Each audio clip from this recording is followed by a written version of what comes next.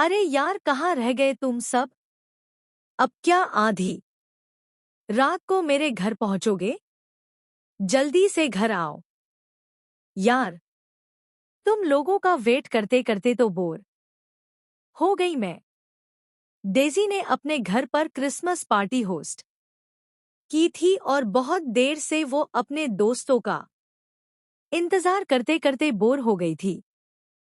थोड़ी देर बाद उसके चार दोस्त कैरलिन, रिबेका, जॉन और एरिक फाइनली उसके घर आ गए। वो सब क्रिसमस थीम के अकॉर्डिंग ही तैयार होकर आए थे और अपने अपने हाथ में डेजी के लिए क्रिसमस गिफ्ट भी लेकर आए थे। सीरियसली गाइस, टाइम देखा है? पता भी है कितनी देर लगा दी तुम लोगों ने? अरे यार, चिल्ला मत। तुझे तो पता है फेस्टिवल के टाइम ट्रैफिक का क्या हाल होता है। रेंगते हुए आए हैं हम लोग। और फिर तेरा फेवरेट केक लिए बिना कैसे आते? बेचारा एरिक 2 घंटे लाइन में लगा रहा सिर्फ इस केक के लिए। Thank you so much Eric, so sweet of you. बस बस, अब थैंक यू और इमोशन साइड में रखो। बोर हो रहे हैं यार? कुछ इंटरेस्टिंग करो। म्यूजिक म्यूजिक लगाओ, थोड़ा डांस वांस हो जाए। हाँ हाँ, क्यों नहीं। एरिक, तुम म्यूजिक कनेक्ट करो, तब तक मैं किचन से तुम लोगों के लिए कुछ खाने को लाती हूँ। एरिक ने वॉल्यूम बढ़ाया और पार्टी का माहौल बनने लगा। डेजी किचन में चली गई। उसने ओवन से गर्मा गर्म पफ पेस्ट्री निकाली। खुशबू पूरे किचन में फैल गई थी। वो उन्हें प्लेट में लगा ही रही थी कि तभी है, इतनी रात को मेरे किचन की खिड़की कौन खटखटा रहा है? यह पड़ोस के बच्चे भी ना चैन से जीने नहीं देंगे। डेजी ने खिड़की से बाहर झांका लेकिन वहां कोई नहीं था, सिर्फ गहरा अंधेरा। उसे लगा शायद वहम होगा, लेकिन तभी हद है यार, अभी बताती हूँ इनको। बहुत हो गया मजाक। डेजी ने गुस्से में खिड़की का लॉक खोला। बाहर देखा तो कोई भी नहीं था। ठंडी हवा का एक झोंका अंदर आया। डेजी के रोंगटे खड़े हो गए। अगर बाहर कोई नहीं है तो खटखटा कौन रहा था? वो घबराकर खिड़की बंद करने ही वाली थी कि अचानक अंधेरे में खिड़की के बिल्कुल पास उसे एक चेहरा दिखा। साक का क्लॉस के कपड़ों में एक आदमी जो उसे घूर रहा था। पलक झपकते ही वो चेहरा गायब हो गया। तभी डेजी की चीख सुनकर कैरोलिन भागते हुए किचन में आई। डेजी, क्या हुआ? तुम चिल्लाई क्यों? सब ठीक तो है? हाँ, मैं ठीक हूँ। वो बस तुम प्लीज ये खिड़की बंद कर दो जल्दी, मैं पेस्ट्री लेकर बाहर चलती हूँ। Okay, relax. कैरोलिन ने खिड़की अच्छे से लॉक कर दी और दोनों ड्राइंग रूम में आ गई। अभी सब सोफे पर बैठे ही थे और माहौल थोड़ा नॉर्मल हुआ ही था कि वो आवाज सुनते ही डेजी के हाथ से प्लेट लगभग छूटते छूटते बची। उसका चेहरा सफेद पड़ गया। अरे, क्या हो गया तुझे? भूत देख लिया क्या? दरवाजा ही तो नॉक हुआ है, इतना क्यों डर रही है? कुछ नहीं। वो अचानक आवाज आई तो मैं डर गई। जॉन, प्लीज एक बार पीप होल से देखो ना कौन है। प्लीज। मैं देखूं? कमाल है यार डेजी, तू भी ना अच्छा रुक देखता हूँ कौन है। जॉन मस्ती में चलते हुए दरवाजे तक गया। उसने पीप होल से आंख लगाकर बाहर देखा। बाहर वही आदमी खड़ा था, लाल कपड़ों में, लंबी सफेद दाढ़ी, वही सा जिसे डेज़ी ने खिड़की पर देखा था। देखा तुमने? कौन है बाहर? अरे अपना सा है भाई। लगता है रास्ता भटक गया है। यह हमारे साथ पार्टी करना चाहता है। रुको इसे भी अंदर बुला लेते हैं, महफिल जम जाएगी। क्या? सा नहीं जॉन खबरदार जो दरवाजा खोला। जॉन प्लीज नहीं। लेकिन डेज़ी की चेतावनी जॉन के कानों तक पहुंचने से पहले ही उसने कुंडी घुमा दी। दरवाजा खुलते ही वो सा बिना पूछे सीधा अंदर आ गया और इत्मीनान से सोफे पर जाकर बैठ गया जैसे यह उसी का घर हो। मैरी क्रिसमस हो। अरे वाह, इस पार्टी में मेरी ही कमी थी। लो जी सा आ गया।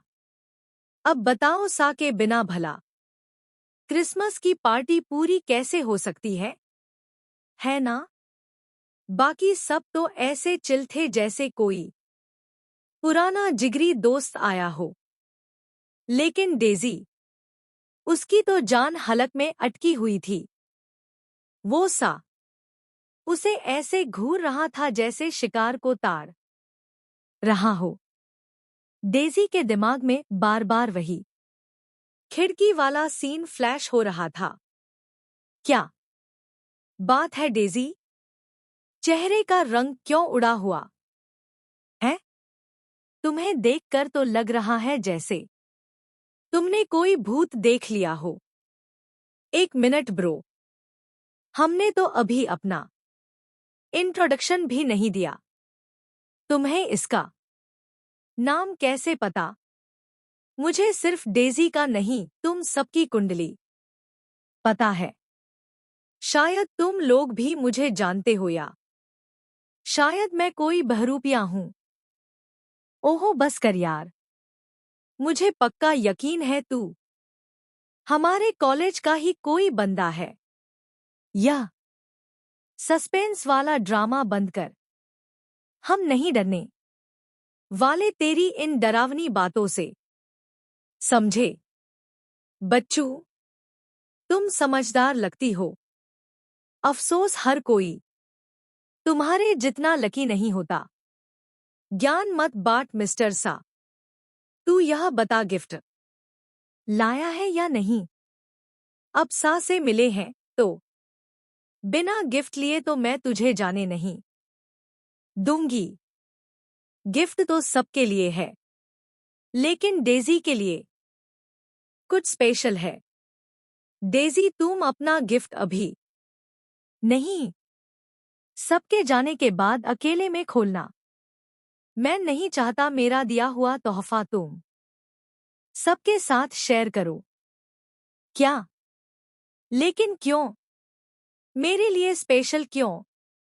मैं तो तुम्हें जानती भी नहीं हूं यार। जानती हो? बहुत अच्छे से जानती हो, और मैं भी तुम्हें रग-रग से जानता हूं।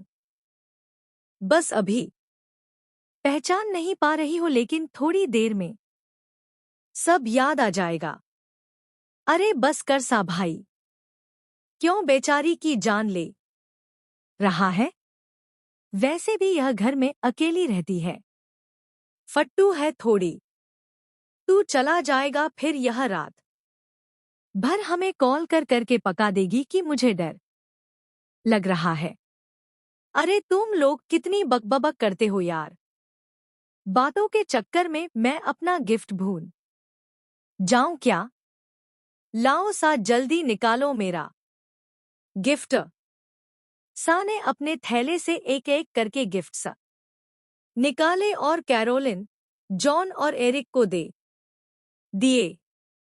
सब खुश थे, लेकिन फिर उसने बैग के सबसे नीचे से एक बड़ा सा बॉक्स निकाला। उसका रैपिंग पेपर बहुत पुराना और गंदा लग रहा था, जैसे सालों से कहीं पड़ा हो। और उसमें से एक अजीब सी सड़ी हुई बदबू आ रही थी। छी! यह कैसी गंदी स्मेल आ रही है इसमें से। तुम मेरे साथ कोई भद्दा मजाक कर रहे हो क्या? सीरियसली, मुझे यह सब बिल्कुल अच्छा नहीं लग रहा। डेज़ी, तुम्हारे अंदर यही कमी है। पेशेंस नहीं है तुम में। वो कहावत नहीं सुनी? डोंट जज बुक बाय इट्स कवर। लिफाफा गंदा है तो क्या हुआ? अंदर का गिफ्ट तो वही है जिसकी तुम हकदार हो, जो तुम डिर्व करती हो। लो वही डेज। लगता है ये सा तुझे कुछ ज्यादा ही अच्छे से जानता है। इसे पता है तेरी असलियत क्या है। गाइस, सीरियसली बताओ, यह तुम लोगों का ही कोई प्रैंक है ना? तुम ही लाए हो ना इसे अपने साथ? अरे नहीं पगली, हम लाते तो तुझे बता नहीं देते, और हम ऐसे किसी अजीब नमूने को क्यों लाएंगे? वैसे थैंक यू मिस्टर सा गिफ्ट के लिए। You are welcome.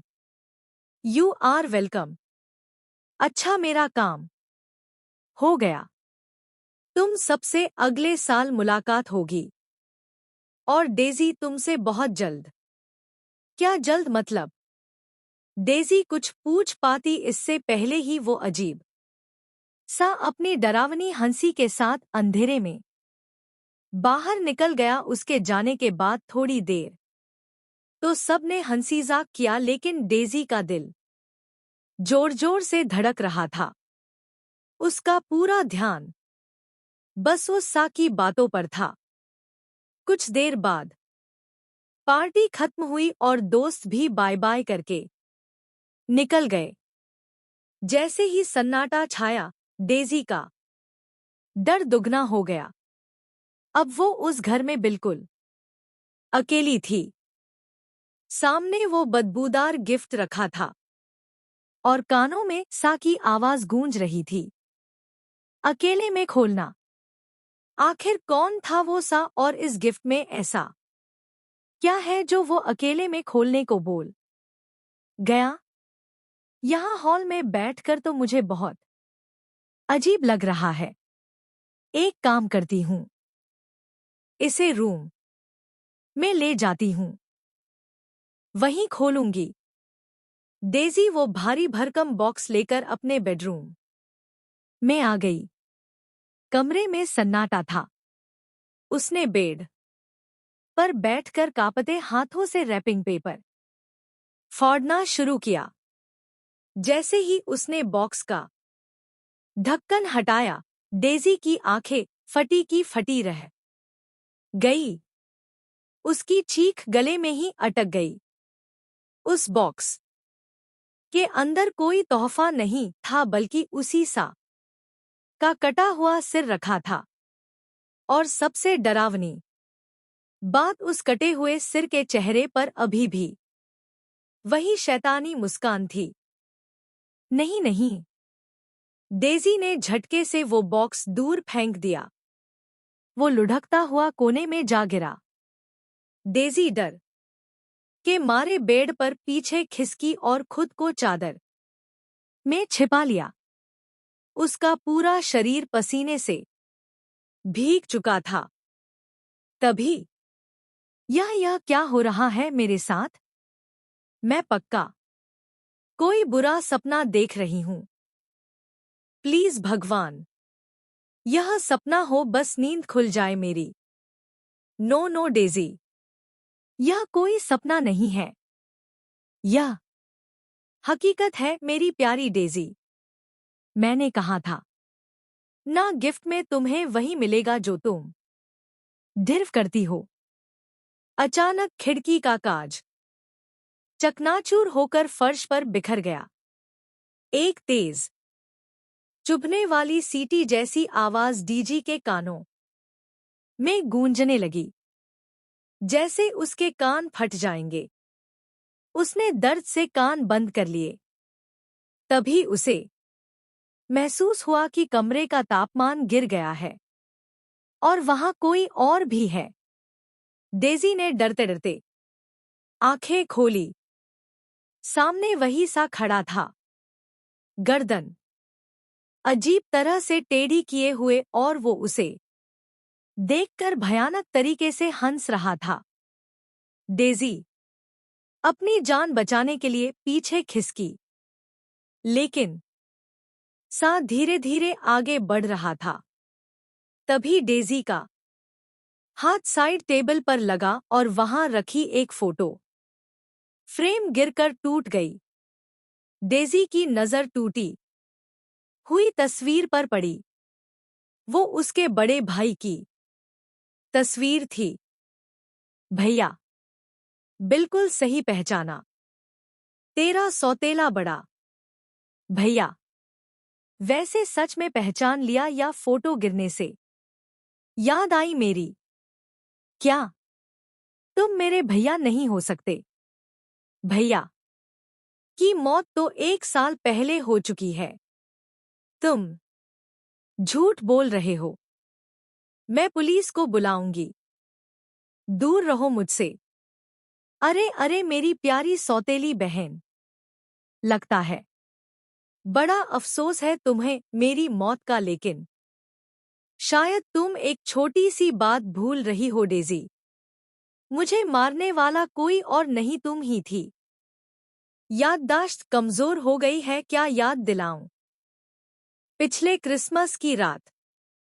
देखो बस बहुत हो गया। मैं नहीं जानती तुम क्या बकवास कर रहे हो। मैं अपने भाई को क्यों मारूंगी? मैं बहुत प्यार करती थी उनसे। झूठ प्यार नहीं, तुम्हें सिर्फ प्रॉपर्टी से प्यार था। तुम्हें मेरे हिस्से हिस्से की दौलत चाहिए थी और मुझे रास्ते से हटाए बिना वो मुमकिन नहीं था। इसलिए तुमने मेरी गाड़ी के ब्रेक फेल करवा दिए। तुमने जानबूझकर मुझे उस पहाड़ी वाले रास्ते पर भेजा ताकि मेरा एक्सीडेंट हो जाए और मैं खाई में गिर जाऊं, और वही हुआ। मैं तड़प कर मर गया और तुम यहां मेरी प्रॉपर्टी पर ऐश कर रही हो। सा की आंखें अब अंगारों की तरह लाल हो चुकी थी। अब मुझे अपनी प्यारी बहन की बहुत याद आ रही है डेज़ी। मैं वहां अकेला बोर हो गया हूँ, इसीलिए अब तुम मेरे साथ चलोगी। नहीं नहीं भैया, प्लीज मुझे माफ कर दो।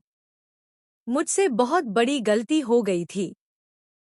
लालच ने मुझे अंधा कर दिया था। मैं बहुत शर्मिंदा हूँ। भैया प्लीज मुझे मत मारो। मुझे छोड़ दो। देखो तो जरा कितनी मासूम लग रही हो तुम।